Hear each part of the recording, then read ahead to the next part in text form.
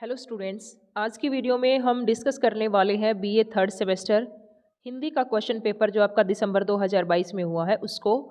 देखते हैं कौन कौन से उसमें क्वेश्चंस पूछे गए हैं। मैक्सिमम मार्क्स हैं 80 और 3 घंटे का समय दिया गया है। सभी प्रश्नों के उत्तर दीजिए।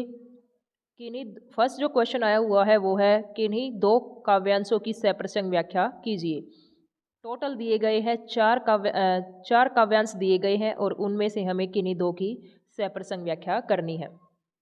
फर्स्ट है कोई पत्ता नवल तरु का पीत जो हो रहा हो तो प्यारे के दृग युगल के सामने लाऊ सेतु।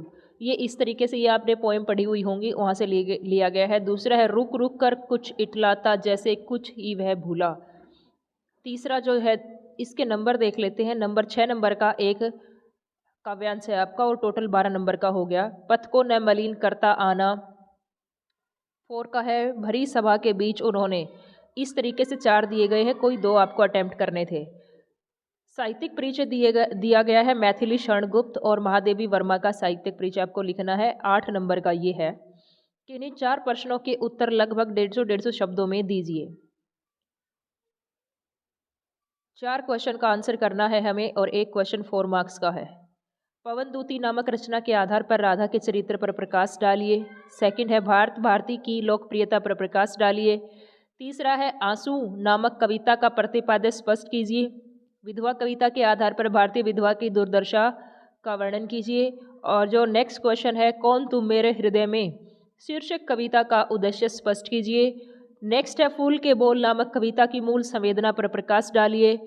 ये था हमारा 4 नंबर वाले क्वेश्चंस। उसके बाद है क्वेश्चन नंबर 4 कि इन्हीं 2 प्रश्नों के उत्तर दीजिए। और ये आपके हिंदी साहित्य का जो इतिहास है वो भी अलग अलग काल में बटा हुआ है, भक्ति काल, रीति काल, इस तरीके से। तो उनकी ये इसमें विशेषताएं भी पूछी जाती है लगभग, या फिर किसी कवि की उस कवि के काव्य की विशेषताएं। रीतिकाल की प्रमुख परिस्थितियों का विस्तार पूर्वक वर्णन करें, फर्स्ट क्वेश्चन।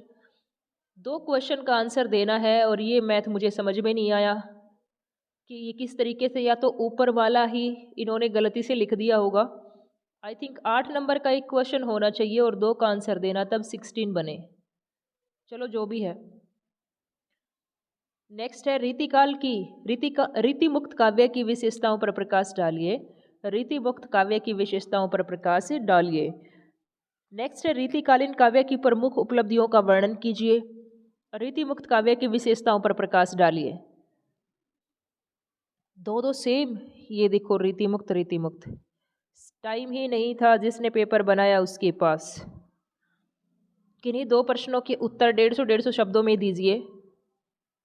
5 नंबर का एक है देव कवि का परिचय दीजिए। बिहारी रीतिकाल के सर्वश्रेष्ठ कवि है, स्पष्ट कीजिए। रीतिकालीन साहित्य में भक्ति भावना का परिचय दीजिए। रीतिकाल की भाषा शैली पर प्रकाश डालिए। उसके बाद आपका व्याकरण शुरू हो जाता है जो टोटल 10 मार्क्स का है और बेहद आसान होता है। कंप्यूटर का महत्व क्या है, अनुवादक के गुण लिखो। ईमेल से क्या अभिप्राय है, इसे कैसे प्रेषित किया जाता है। मशीनी अनुवाद की परिभाषा लिखिए।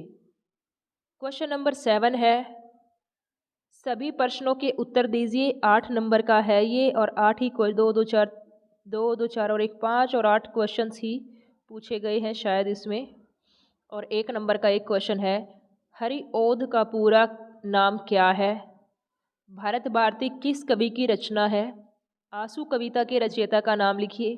निराला किस काव्यधारा के कवि थे। हिंदी साहित्य में पीड़ा की देवी कौन है। रीतिकालीन काव्य भाषा क्या थी। केशव को कठिन काव्य का प्रेत किस आलोचक ने कहा।